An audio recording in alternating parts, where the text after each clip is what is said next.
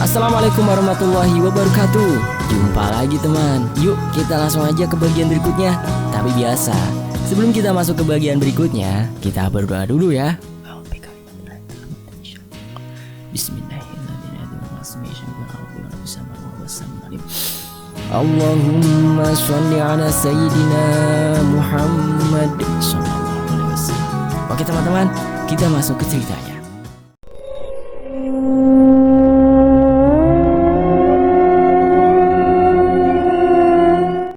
Sepuluh hari puasa pertama adalah hari-hari penderitaan bagiku. Aku terserang batuk parah banget. Dan akhirnya aku berhasil kebujuk pacar, mantan pacar, masuk juga, kakak ipar dan mama untuk ke dokter. Dan akhirnya aku hanya sakit radang tenggorokan, alhamdulillah. Aku juga dibilang sakit mah. Penyakit yang gak pernah aku terima di tubuh. Obatnya aja langsung aku buang. Aku menolak dibilang sakit mah, karena aku sering ngajakin teman-teman yang sakit mah. Sedikit curhat nih. Baiklah, 10 hari kedua di bulan Ramadan, aku harus berangkat ke Empat Lawang, kabupaten di Sumatera Selatan yang terkenal kriminalitas yang tinggi. Namun apa daya, tugas dinas aku harus ke sana karena kerjaan banyak. Aku akhirnya mengajak Anandi dan Ari. Benarnya Ari menolak, tapi terus aku bujuk. Karena kalau aku kesana ngeri aja berdua sama cewek.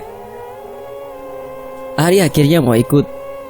Ketakutan dia tuh sebenarnya bukan ke aku, karena dia tuh cuek aja sama aku, nganggap aku biasa aja sendiri. Tapi dia takutnya karena aku bawa Anandi. Nggak kebayang aja sama dia kalau Anandi tiba-tiba kumat dan cuma aku yang ada di sana. Ya aku bisa apa? Kadang kalau kepepet dan ketakutan, baca ayat kursi aja kadang kebalik-balik. Namanya aja takut. Hari Senin pagi kami bertiga naik kereta ke sana, hemat, dan Anandi paling kena cobaan terberat. Kami berdua yang gak puasa karena aku bawaan halangan dan Ari bawaan penyu. Dia cuma tidur aja waktu ngeliat kami makan di kereta. Sore sampai di Empat Lawang, temanku, Riko, langsung menjemput. Kami ke rumah Riko dulu yang gak jauh dari stasiun kereta api Empat Lawang. Habis itu kami booking Wisma 2 kamar. Ya iyalah, masa 1 kamar. Menang banyak dong cowoknya. Ari ditemenin sama Riko, aku sama Nandi. Hari kedua, tugas pertama di pagi hari udah rampung. Sorenya kami jalan ke pantai terusan Empat Lawang. Sebenarnya bukan pantai, tapi hanya sungai aja. Tapi bagus banget. Airnya juga adem dan bening banget. Gak bakalan dia ditemuin di Palembang.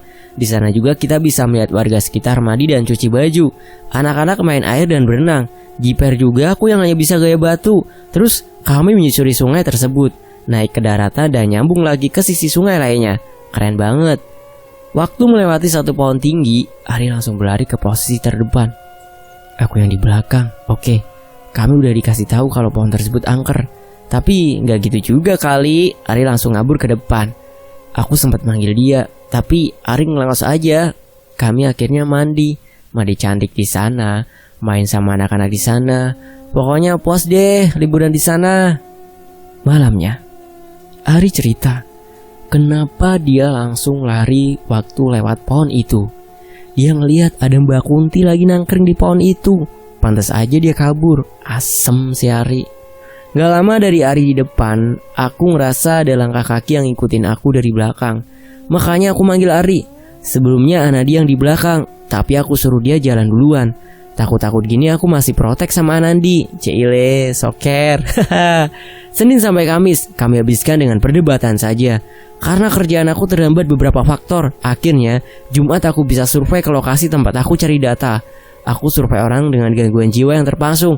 Ada 2 ODGJ yang terpangsung, dan keduanya berada di Kecamatan Muara Pinang, 2 jam dari tebing.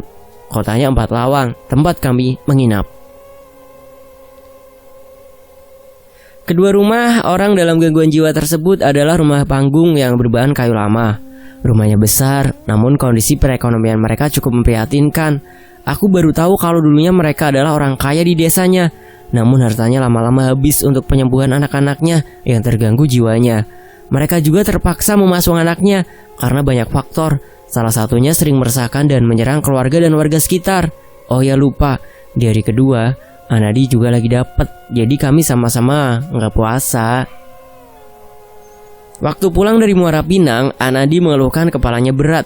Aku juga sih, ya aku ngerasa karena perjalanan yang jauh dan keletihan yang kami rasakan.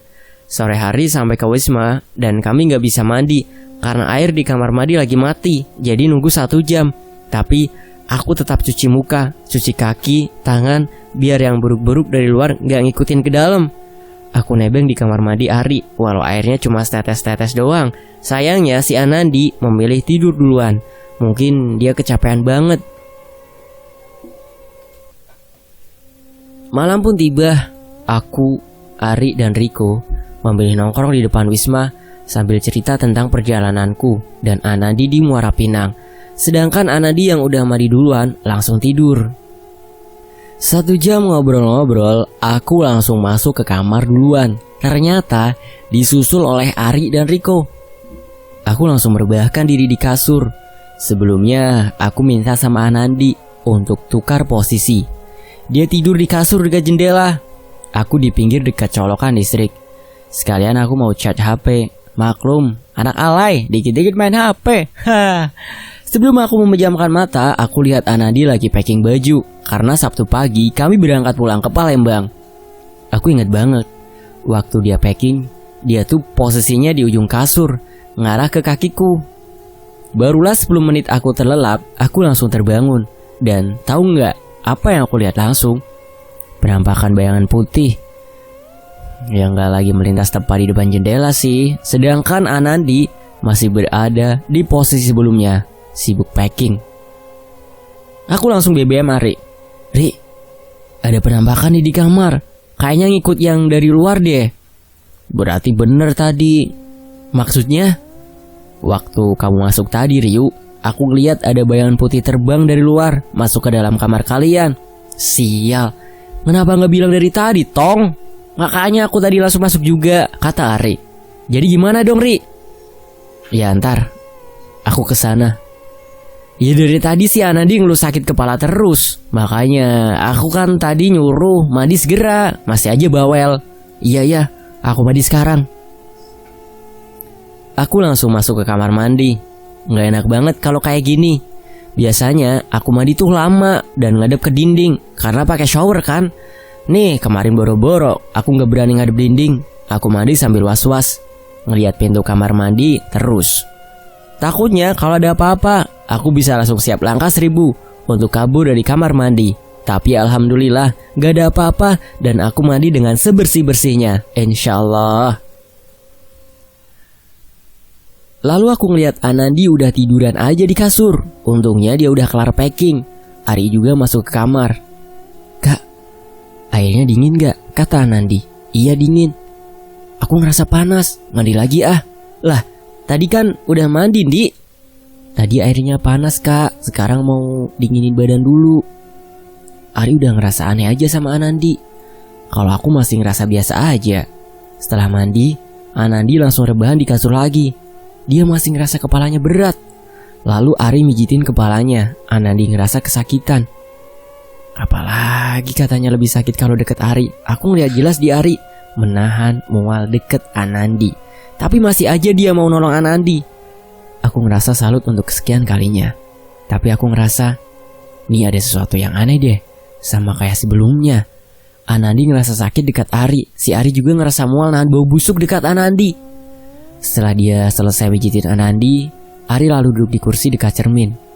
Anandi rebahan dan aku duduk di kasur ujung. Gak tahu kenapa Ari tiba-tiba lari keluar kamar dan masuk ke kamarnya. Kebetulan pintu kamar aku gak tertutup dan kamar Ari tepat di depan kamar kami. Aku ngerasa biasa aja sih lihat tingkah Ari yang tiba-tiba aneh gitu. Tapi aku baru sadar waktu dia cerita. Katanya dia kabur mendadak dari kamar aku karena ketakutan. Dan disinilah bermula malam mencekam kami. Saat duduk di depan kaca, dia ngelihat di samping dia ada cewek baju putih tinggi banget sampai atap kamar. Cewek tersebut berdiri tepat di samping Anandi, di pinggir jendela, di dekat meja samping kasur. Jelas dong, aku ketakutan. Lalu aku suruh Anandi pindah aja ke ujung kanan kasur agar ngejauh dari setan baju putih tersebut. Awalnya Ari menolak. Dia takut nanti setan itu malah ganggu aku. Parno banget aku waktu itu. Di satu sisi, aku mau nolong Anandi. Di sisi lain, aku juga bisa terancam, apalagi kami sama-sama lagi haid. Anandi masih tertidur gusar sambil memegangi kepalanya yang terasa berat dan sakit. Lalu 1 jam kemudian, Ari kembali masuk ke kamar aku. Kira-kira itu udah pukul 12 malam. Mungkin dia ngeliat si Mbak Putih itu udah keluar dari kamar. Dia lanjutin memijit kepala Anandi sambil mengucap sholawat Nabi. Tiba-tiba, dia langsung mengucap astagfirullah. Ari langsung menghentikan pijatan dan pindah posisi ke dekat aku. Kamu lihat nggak tadi, bau kananku tiba-tiba maju ke depan? Nggak ngeliat? Bang, kenapa, Ri? Tadi dia nyenggol bau aku dari belakang, makanya aku kayak kedorong ke depan. Sakit banget nih. Ya ampun. Terus dia di mana? Udah keluar lewat jendela kayaknya. Ya udah, Anandi pindahin aja ke samping kanan. Akhirnya aku bangunin Anandi dan bantu dia pindah posisi. Walau gak banyak bantu, tapi setidaknya sedikit menghindari dari si Mbak Putih tersebut. Mungkin karena paranoid juga ya. Ari nyuruh aku ngajak Anandi ke klinik terdekat. Emang ada di dekat Wisma, tapi gak mungkin kali malam-malam gini keluar Wisma. Aku berdebat sama Ari, karena sekarang kita lagi ada di 4 Lawang, bukan di Palembang. Oke, kita gak bakal dibegal karena gak bawa kendaraan, tapi kita juga bisa dirampok, diculik, atau diapain gitu sama oknum-oknum jahat. Walau Ari terkenal sadis waktu gebukin orang dan punya kemampuan lebih, tapi gak bisa jadi jaminan. Dia ngajak 2 cewek loh, 1 cewek lagi lunglai gitu. Apalagi kita gak tahu di luar gimana kondisinya. Bisa aja ada temennya Mbak Putih yang bisa ngikutin dan gangguin Anandi. Atau malah kita bertiga, bisa jadi kan? Aku tahu banget, Ari itu cemas dengan kondisi Anandi. Jadi ngawur aja ngomongnya. Lagian gak mungkin orang klinik bisa nyembuhin keluhan Andi. Dia gak sakit kepala biasa, tapi diganggu setan. Berkali-kali aku debat sama Ari. Akhirnya dia luluh juga. Lalu dia kembali duduk di kursi. Aku duduk di bawah samping kasur, tepat di dekat Anandi. Jadi aku jongkok di pinggir kasur sambil ngeliatin Anandi. Ari yang duduk di kursi dekat cermin tiba-tiba menunduk. Dia gak berani ngeliat ke samping jendela. Dan dia langsung BBM aku. Riu, coba kamu lihat, ada nggak dia di samping?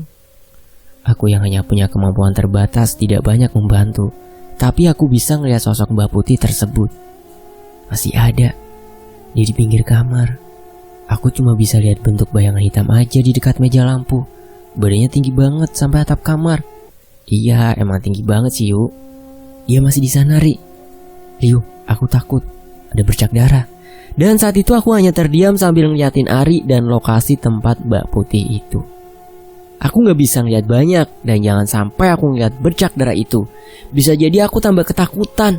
Swear, saat itu mencekam banget, sangat mencekam. Sampai aku nulis nih story, aku masih bisa ngerasain mencekamnya malam itu. Jadi nge-BBM, ping. Iya ada apa? Masih gak dia?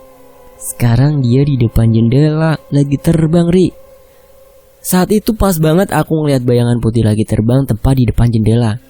Gimana gak mencekam? Jarak antara jendela, kasur, kursi Ari, tempat aku jongkok sangatlah dekat. Mana lagi AC kamar sedikit ngadat. Panasnya luar dalam bro. Aku langsung berdiri mendekati Ari. Setidaknya aku gak jauh dari dia. Lalu dia bilang gini, kayaknya dia ngincar aku deh. Aku kembali hanya diam saja. Kami gak bisa lagi berkata-kata. Benar-benar ketakutan berdua. Oh ya, Riko awalnya mau nyusul ke kamar aku tapi aku larang.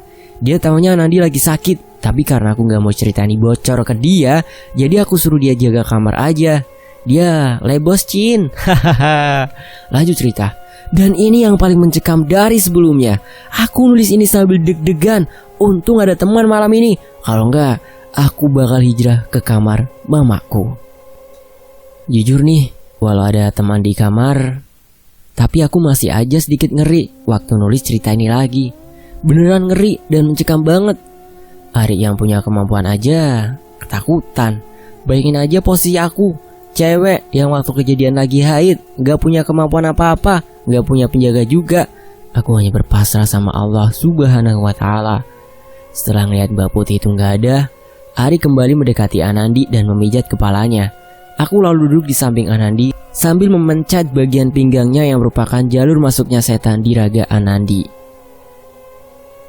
Jadi, posisinya Ari jongkok di depan Anandi yang lagi rebahan. Aku di samping Anandi, duduk di pinggir ranjang. Saat aku dan Ari lagi fokus membaca sholawat dan ayat-ayat pendek yang kita tahu, tiba-tiba Ari menarik tangan aku sambil berteriak, "Astagfirullah." Terasa banget teman-teman, punggung aku merinding, benar-benar merinding. Aku spontan langsung berdiri di belakang Ari. Kalian tahu nggak kenapa Ari narik aku? Dia ngeliat si Mbak Putih berdiri tepat di belakangku, persis di belakangku. Untungnya dia cepat menarik tangan aku dan aku spontan berdiri. Untungnya, kalau nggak bisa jadi aku yang ketempelan. Ah shit. Ini aku merinding parah teman-teman. Aku udah pakai headset dan dengerin lagu-lagu keras, tapi masih aja merinding nih waktu nulis cerita ini ya. Tapi tunggu, aku tarik nafas dulu. Lagi fokus ngetik, play musik, aku masuk ke lagu Resah Payung Teduh pula. Tahu sendiri gimana story tentang lagu ini. Aduh, rasanya gak mau inget masa mencekam itu.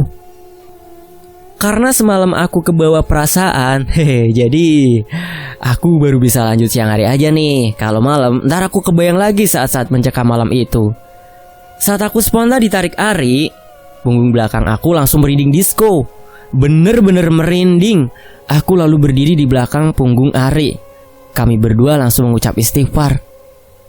"Ada apa, Ri?" "Dia berdiri tepat di belakang kamu. Tadi sebelumnya gak ada kan?" "Gak ada. Mendadak dia langsung nongol di belakang kamu." Jadi saat itu Ari hanya melihat kaki si Putih yang lagi berdiri di atas kasur, melayang tepat di belakang punggung aku, sangat dekat. Kaki si Putih terlihat sangat hitam, bukan berbulu kayak genderuwo, tapi hitam legam seperti terbakar. Kuku kakinya pun sangat buruk dan seperti orang tua dengan kondisi kuku yang jelek dan kusam. Kuku kakinya juga panjang. Ari hanya melihat sampai bagian tubuhnya doang, tapi enggak sampai terlihat sampai wajahnya karena tubuhnya sangat tinggi. Setelah tubuhku ditarik, si Putih langsung terbang keluar ke arah jendela. Aku gak ngelihat si Ari yang ngelihat. Hordeng jendela langsung bergerak tanpa ada angin, tanpa ada apapun.